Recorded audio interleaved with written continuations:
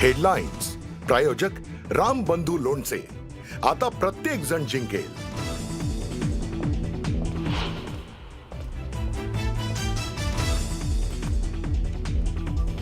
Operation सिंदूरवर राज्याचे माजी मुख्यमंत्री पृथ्वीराज चव्हाण यांचं वादग्रस्त वक्तव्य. युद्धाच्या पहिल्याच दिवशी भारताचा झाला होता पराभव. भाजपकडून चव्हाणांच्या वक्तव्यावर घणाघाती टीका.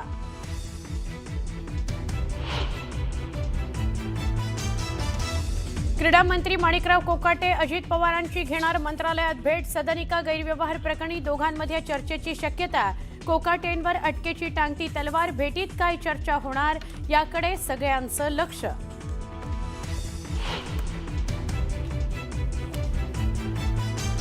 मुंबई महानगरपालिका निवडणुकीकरता शिवसेना 125 जागांवर ठाम. नगरसेवक असलेल्या सगळ्या जागांवर शिवसेनेचा दावा, तर उर्वरित जागा वाटाघाटी करून वाटप करण्याची शिवसेनेची मागणी.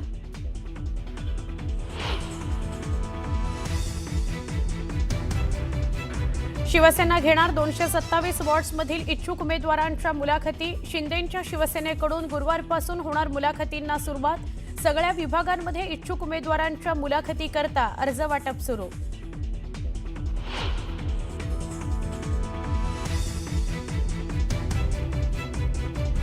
महायुतीसोबत किंवा महायुतीशिवाय अजितदादांच्या राष्ट्रवादी काँग्रेसची तयारी पूर्ण.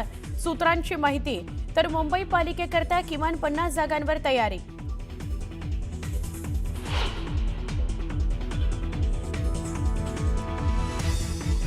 शरद पवारांच्या पक्षाचे पिंपरी चिंचवडचे शहराध्यक्ष तुषार कामठे यांनी घेतली अजित पवारांची भेट. पिंपरी चिंचवडमध्ये एकत्र लढल्यास भाजपला थांबवू शकतो असा प्रस्ताव दिल्याची माहिती.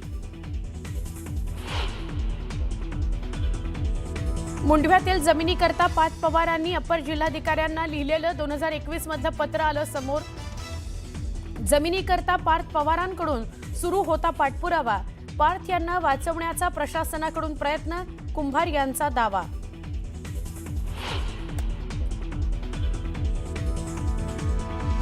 अंबरनाथमध्ये भाजप उमेदवाराच्या कार्यालयावर अज्ञातांचा गोळीबार. सुदैवानं कोणतीही जीवितहानी नाही.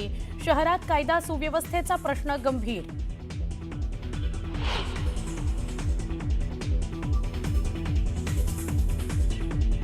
वाढतं प्रदूषण रोखण्याकरता दिल्लीत कठोर पावलं. गुरुवारपासून पीयूसी नसलेल्या वाहनांना मिळणार नाही पेट्रोल डिझेल.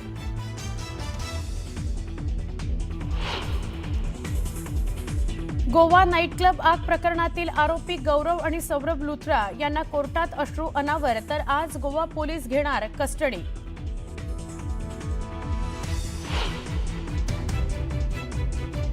पंतप्रधान नरेंद्र मोदींना मिळाला आणखी एक आंतरराष्ट्रीय सन्मान.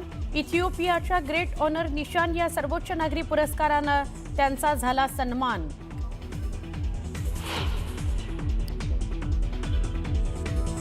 फुटबॉलपटू मेसीनं केला वनताराचा दौरा. भारतीय परंपरा आणि वन्यजीवांसोबत घेतला अविस्मरणीय अनुभव.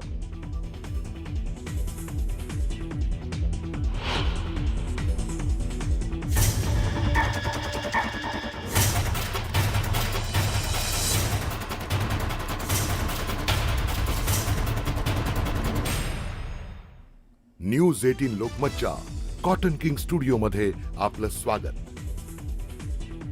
नमस्कार, मी सुवर्णा. आपण बुलेटिनमध्ये पुन्हा एकदा तुमचं सगळ्यांचं स्वागत करूया. आणि आज दिवसभरातल्या काही महत्त्वाच्या बातम्यांकडे आपलं लक्ष वेधायचं आहे. महापालिकाच्या निवडणुका होऊ घातलेल्या आहेत. 15 आणि 16 जानेवारीला निवडणुका होत आहेत. त्यामुळे आता सगळ्यांचं लक्ष या महापालिका निवडणुकांकडे लागलेलं आहे. कारण खूप वर्ष झाली प्रलंबित होत्या या निवडणुका. तर या महापालिकेमध्ये पहिल्यांदाच महाराष्ट्र नवनिर्माण सेना आणि शिवसेना उभाठा या पक्षांची युती होते आहे. युती होत असल्यानं आजवर एकाच वॉर्डात निवडणूक लढलेले 2 उमेदवार एकमेकांना मदत करणार आहेत किंवा त्यांना ती करावी लागणार आहे. अशात काही जागांवर दोन्ही पक्षात रस्सीखेच सुद्धा होऊ शकते. मराठी मतांचं विभाजन होऊ नये याकरता दोन्ही पक्ष एकत्र आलेले आहेत. पण मराठी बहुल भागात या दोन्ही पक्षांची ताकद आहे. या जागांवर दोन्ही पक्षांकडून दावा केला जाऊ शकतो. मुंबईतल्या 36 विधानसभा मतदारसंघांपैकी 9 मतदारसंघांमध्ये दोन्ही पक्षांची तुल्यबळ ताकद आहे. या जागा वाटपावर दोन्ही पक्षांकडून कसा तोडगा काढला जातो हे बघावं लागणार आहे.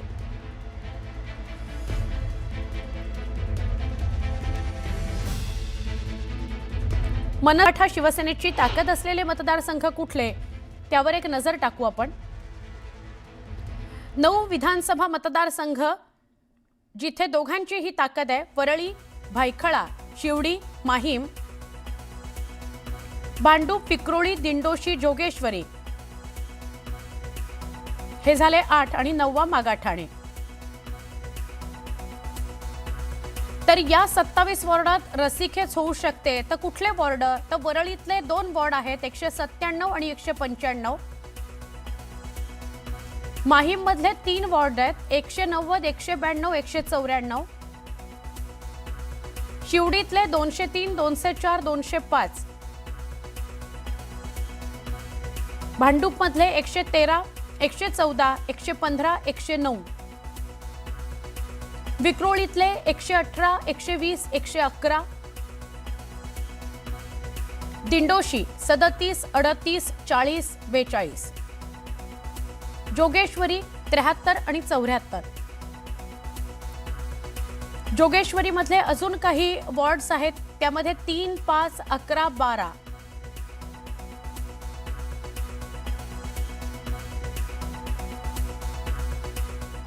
उबाठा, शिवसेना आणि मनसेची युती होणार असली तरी त्याची अद्यापही अधिकृत घोषणा करण्यात आलेली नाहीये. पालिका निवडणूक जाहीर होऊनही युतीची घोषणा झाली नाही, म्हणून मंत्री आशिष शेलार यांनी उबाठा शिवसेनेला डिवचलेला आहे. त्यांनी एक्सवर पोस्ट करत डिवचला आहे, चाफा बोलेना, चाफा चालेना, चाफा खंत करी, काही केल्या फुलेना. गेले संजय राऊत घरी, म्हटली मैत्रीची गाणी, आम्ही गळ्यात गळे मिळवूनी रे. गेले अनिल परब सोबती, गंध दरवळला शिवतीर्थावरी, जुने मतभेद विसरले रे. चल ये रे गड्या, नाचू उडू घालू फुगड्या, खेळू झिम्मा झिंपोरी झिम, झिंपोरी झिम. तरीही चाफा बोले ना, चाफा चाले ना, चाफा काही केल्या फुले ना.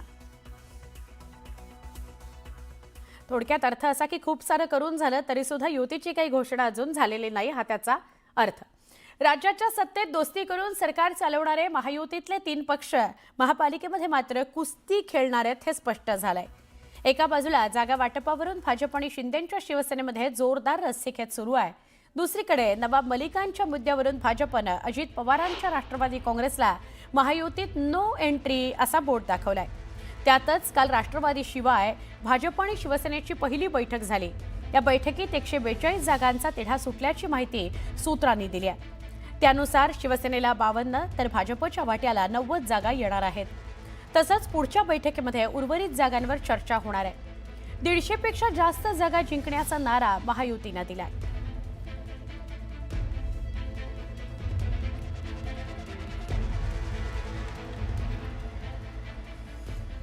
तर भाजप शिवसेनेमध्ये मुंबई जागा वाटपावरून पेच निर्माण होणार असल्याची सूत्रांची माहिती आहे. लालबाग, परळ, दादर, माहीम, कुलाबा अशा काही मतदारसंघांवर दोन्ही पक्षांनी दावा केलाय. ठाकरेंच्या माजी नगरसेवकांच्या जागी शिवसेना आग्रही आहे. भाजपलाही मुंबई शहरातील काही जागा हव्या आहेत अशी माहिती आहे.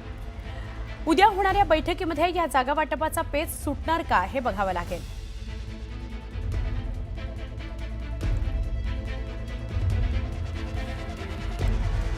महापालिका निवडणुकीच्या तोंडावर सध्या घडामोडी वेगानं घडतायत. आजपासून प्राथमिक चर्चा सुरू होईल. तसंच महायुतीच्या जागा वाटपाबाबत भाजप आणि शिवसेनेचे पदाधिकारी मिळून चर्चा करून बैठक घेतील अशी माहिती उपमुख्यमंत्री एकनाथ शिंदेंनी दिली. महायुतीमध्ये जागा वाटपाबद्दल जो काही निर्णय आहे तो योग्य पद्धतीने होईल. तसंच जिथे कुठे अडचण येईल तिथे मुख्यमंत्री देवेंद्र फडणवीस, मी आणि प्रदेशाध्यक्ष एकत्र मिळून आमचे प्रमुख लोक निर्णय घेतील असं शिंदे म्हणाले.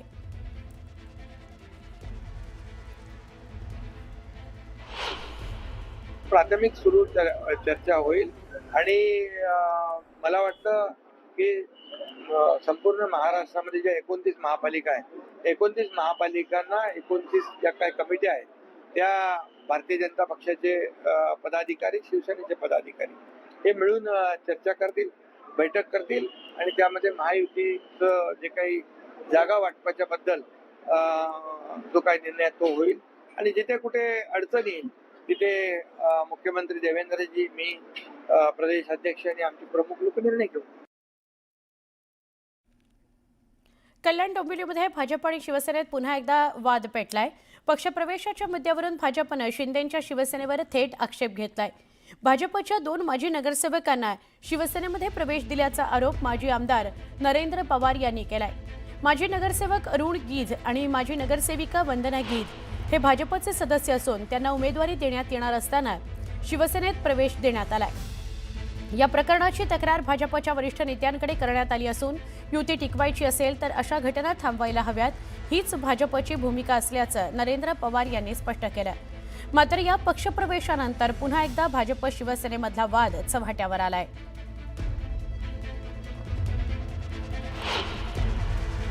शंभर टक्के युती होणार आहे अशा प्रकारचे संकेत स्वतः शिंदे साहेबांनी, स्वतः मुख्यमंत्री देवेंद्रजी फडणवीस साहेबांनी, भाजपचे प्रदेशाध्यक्ष रवींद्रनाथ चव्हाण यांनी स्वतः मीडियाच्या मार्फत सर्वांना सांगितलेलं आहे.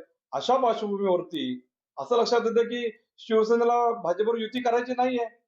एकीकडनं युतीची बोलणी करायची, युती करा म्हणून सांगायचं आणि भाजपच्या पाठीमध्ये खंजीर खुपसायचा. भाजपमध्ये नगरसेवक प्रवेश केलेला आहे, त्यांना त्यांच्या पक्षामध्ये प्रवेश द्यायचा, हे अत्यंत योग्य नाहीये, हे चुकीचं आहे. त्याचा आम्ही खरं भारतीय जनता पार्टीने नेत्यांकडे देखील आम्ही या संदर्भात तक्रार केलेली आहे.